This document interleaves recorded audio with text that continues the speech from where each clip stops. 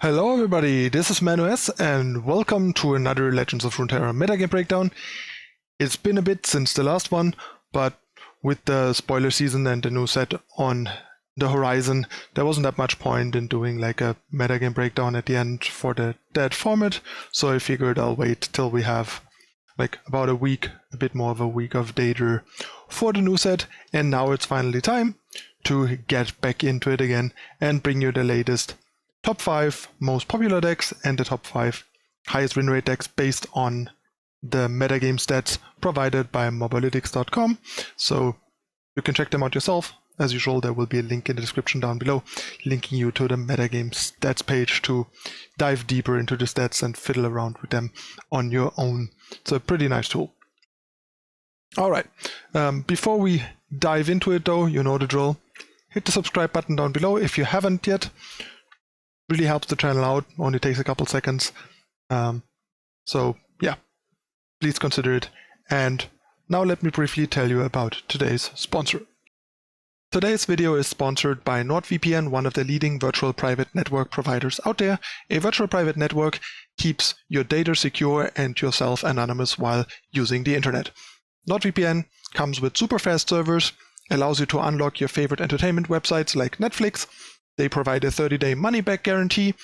They also have an included cybersecurity suite, which acts as an ad blocker to boot. They don't lock any of your data, provide a 24/7 customer support, and you can use it on up to 6 simultaneous connections, so one account covers most or all of your electronic devices. And most importantly, they don't have any bandwidth limit, so you can use it non-stop without it getting throttled, which is particularly important for heavy users like us. It also won multiple awards and comes highly recommended by top technology experts.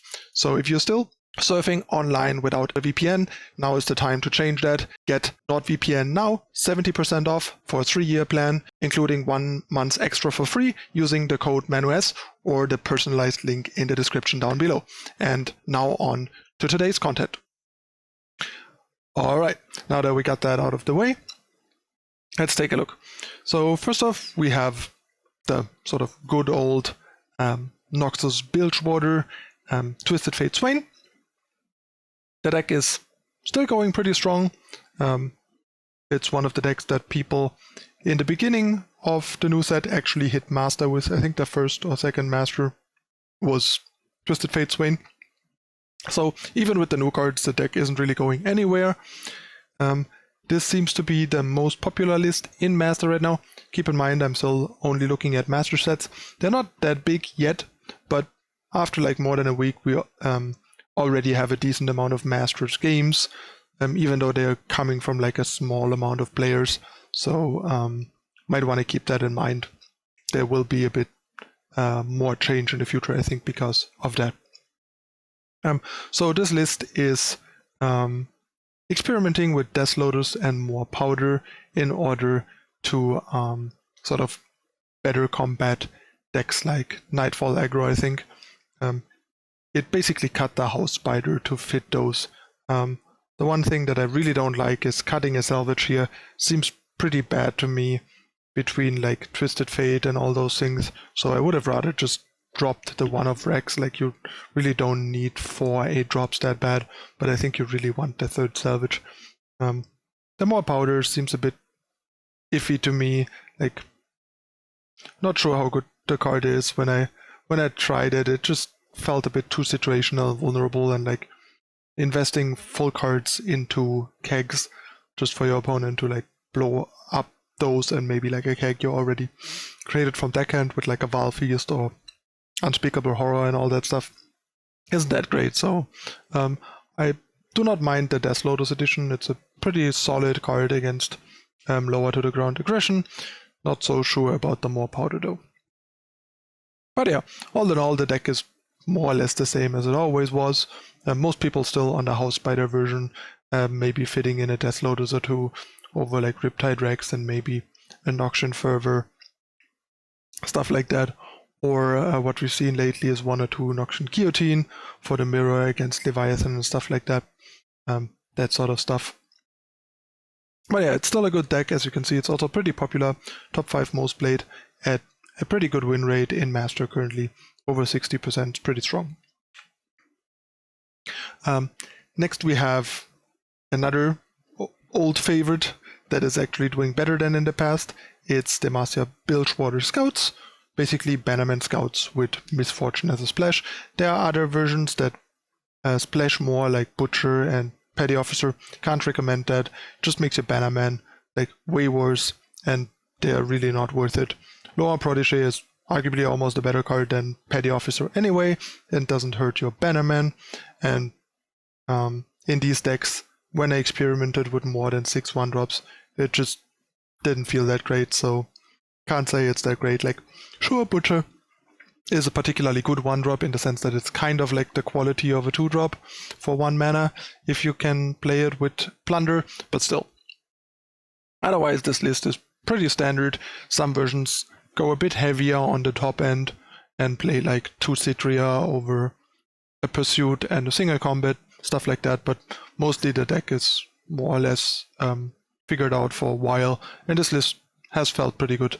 It also is worth noting that the debate over Lucian versus Quinn has mostly been won by Quinn. There's still some people playing Lucian, but by now it's a like overwhelming majority on Quinn. And from my own experience when messing with both, it makes sense. Like, Quinn has been playing better. It's just you don't want to go too hyper aggressive with these decks. You want to go like mid-range aggression. So you want to go up the curve. You want to have good value, and Quinn just provides a lot of tempo and another like threatening champion that they need to deal with, because if she levels up over 2 turns, she's gonna basically win you the game against a lot of decks.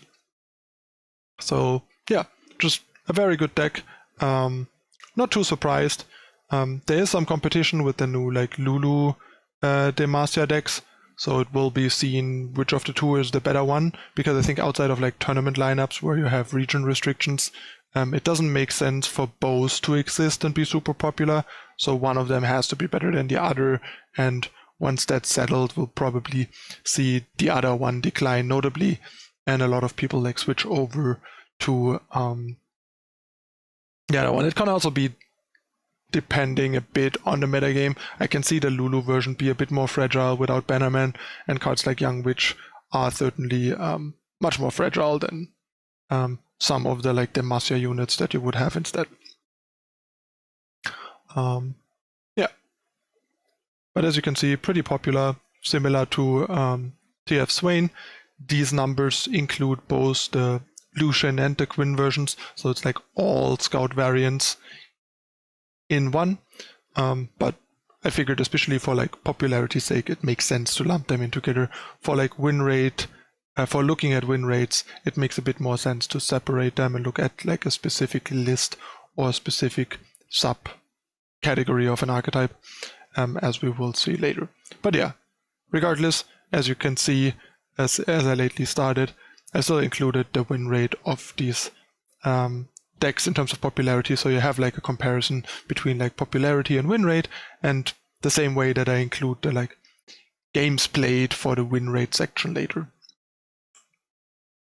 Then we have the first big new deck. It's the Nightfall aggro deck. I already made a deck tech about it, so you can get all my in-depth thoughts up here. I'll make sure to link it in a card so you can check it out if you haven't seen it yet.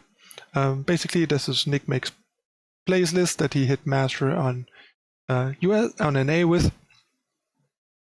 1900 games total. This includes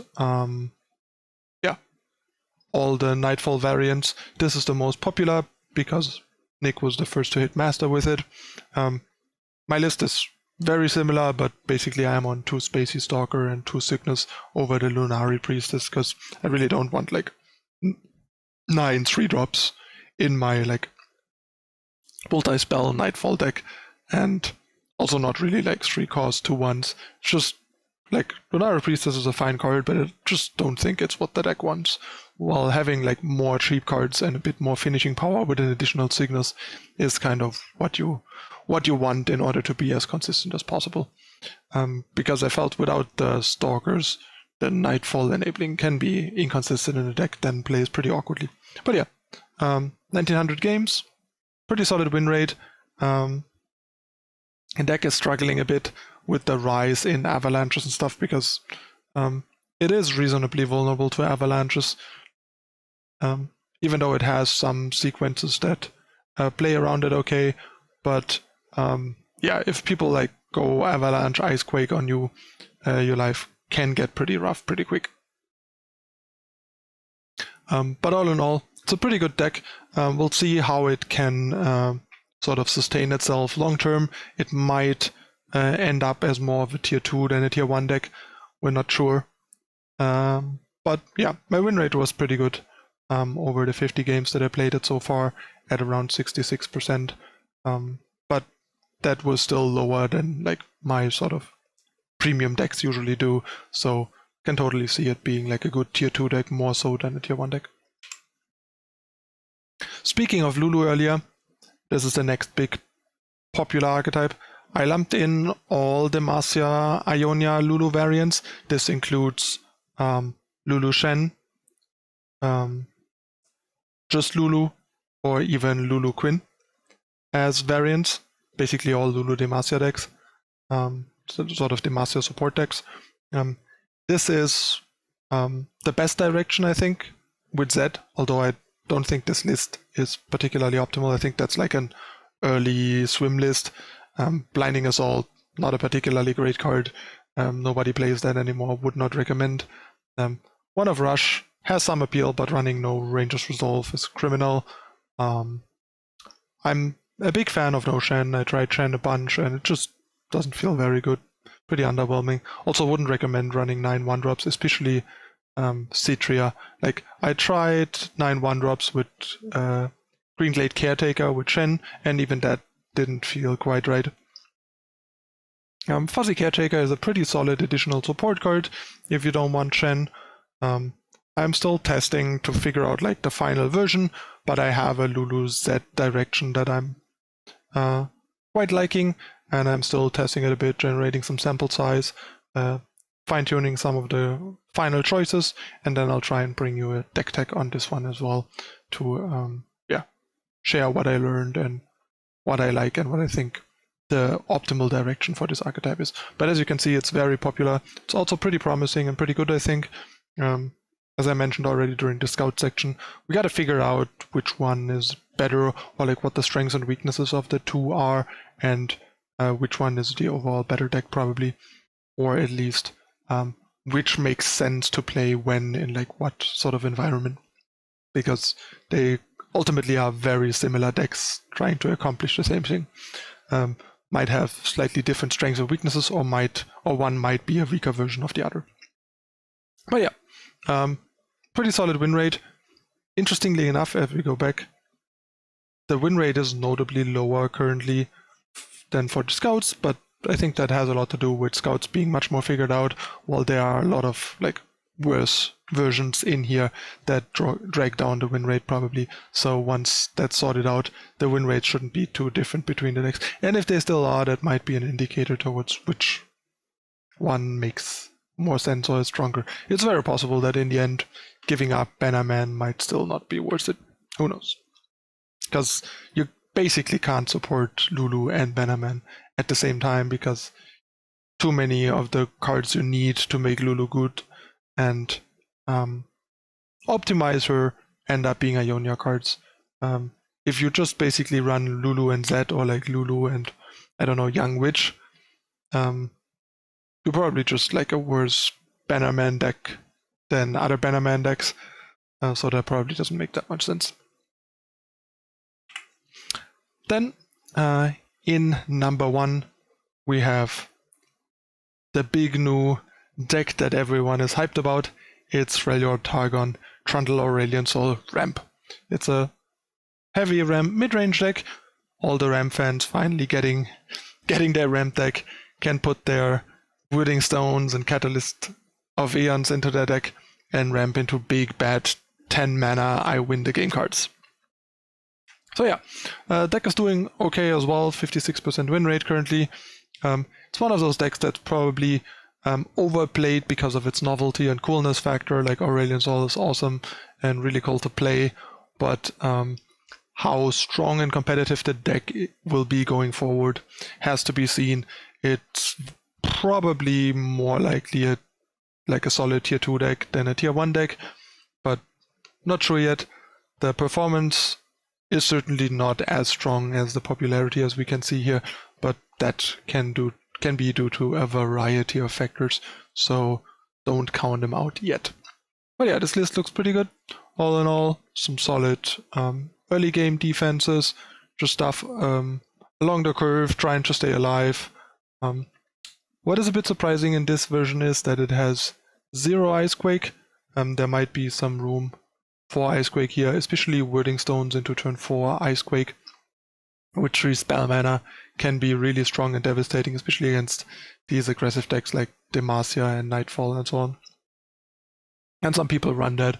But yeah, this is one of the new archetypes to pay attention to and be able to sort of hold your own against on ladder because it's super popular. But we'll see how the popularity of this changes, and I would guess it will go down over the next weeks. That brings us to the top 5 highest win rate decks. In 5th place, we have said Lulu Demacia archetype at a win rate of 58.3%. This is the highest win rate list of the more popular lists. To be fair, I am a much bigger fan, as I already mentioned, of the Lulu Z direction. Shen just doesn't feel like a worth a champion slot. Like, basically, he's almost worse than Fuzzy Caretaker, and he's a champion. So I rather use that slot on a like more impactful champion, like Quinn or Zed, and play a couple of Fuzzy Caretakers, for example. Screeching Dragon over Lancer seems very questionable too. Ultimately, the upside of drawing a card for free and with a +1 buff being able to kill 6 health units like Citria and so on seems, or like without a buff killing stuff like Shen's and so on, seems more relevant than the potential to grow for the dragon. Sure, at a 4/5 it can kill some smaller stuff without dying, like, I don't know, Chump Wump, for example, that Lancer would trade with, but all in all, I highly doubt that Dragon is a better card than Lancer, honestly. Especially in a deck that doesn't even run any single combats for some reason. I can see going up to 3 Rangers Resolve right now, with all the like Avalanches, Icequakes, Swain, Twisted Fate and all that stuff. There's a lot of like spell stuff to stop. But yeah, otherwise it's just like basically kind of like Scouts, just with some Ionia cards and no Bannerman because you have too many Ionia cards. Although there are crazy people that even in Bilgewater, like in Scouts, just run the same amount of like non-Demacia cards and still run Bannerman. But that's not the most sound deck building. But yeah, running Citria here over Flower Child, for example, also doesn't make any sense. So yeah, not sold on this list, but I just wanted to put it here because it is played a bunch and it had a good win rate. So want to keep that in mind, and I'll bring you my take and refined version of this archetype later. Next we have good old discard aggro. Nothing new here. This is the most popular version right now. I think it's the one. I think it's probably because Ali Dury made Master as one of the first few in EU with this specific list. A bit weird to run 1 Mystic Shot and 2 Brothers Bond, but otherwise pretty straightforward discard aggro. 2 Sump Dredger is a bit unusual, but also seems fine.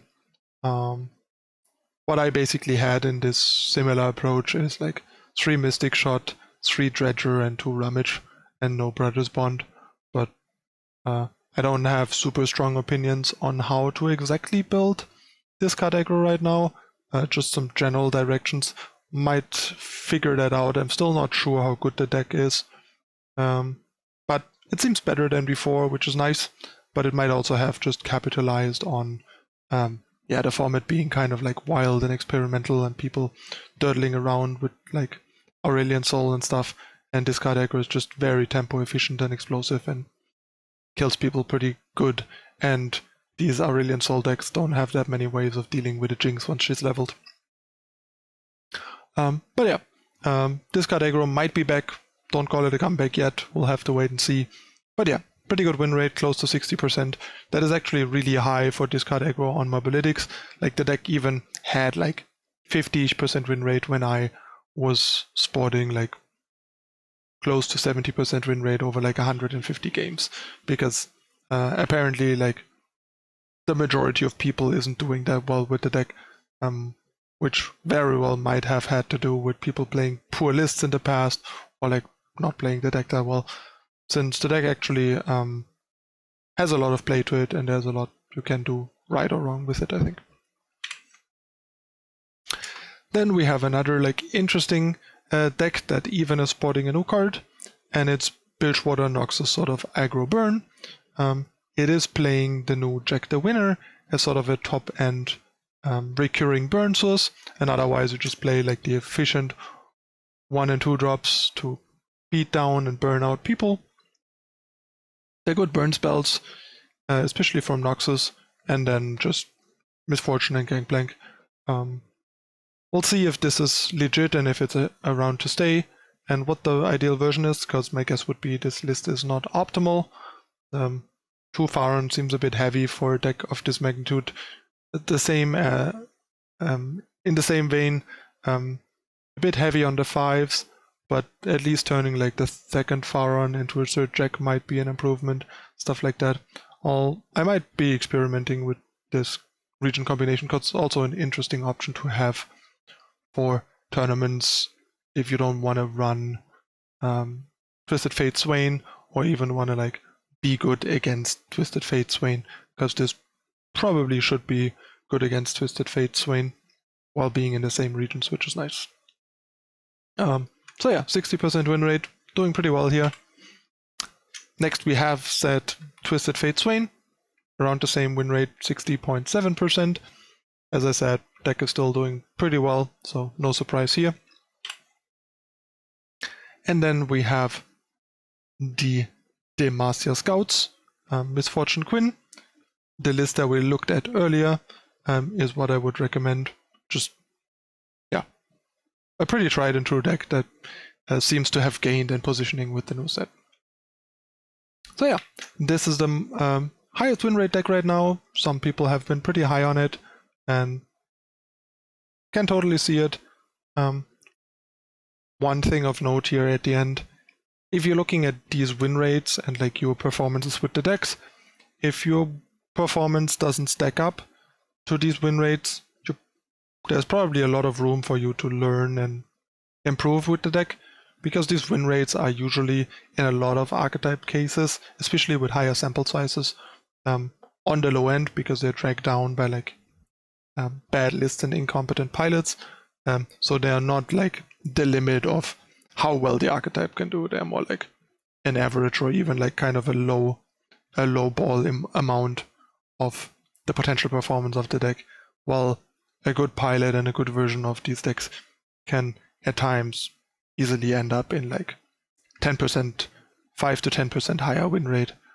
Like for example, I don't know, if a deck has like 55% win rate here, but it's a good deck, it could easily have like a real like 65% win rate in the hands of a good player with a good list over, I don't know, 100, 200 games, stuff like that. So yeah, take these numbers with a grain of salt, and if you measure yourselves against them, be aware that if you're below them, you should probably do some introspection and try to figure out what is wrong with your list, what are you doing wrong, what can you do better to get closer to these numbers, and ideally like notably surpass these numbers in a lot of cases. All right. This is our top 5 most popular and top 5 highest win rate decks going forward, so give them a try. Let me know in the comments down below what you think. Also, what are your predictions for the metagame going forward? Are there any sleeper archetypes that you're thinking of, and so on? Let me know. And yeah, as usual, you can catch me live on my stream, usually Monday through Friday. Today I'm not streaming, even though it's during the week, because I'm catching up on the video and doing some stuff. but normally Monday through Friday you can catch me during the day live on Twitch. So check all that out in the description down below, and hit the like button and subscribe on your way out if you enjoy the content. And yeah, that's it again for this time. I'm your host ManuS. And thank you for watching. I'll see you next time. Bye.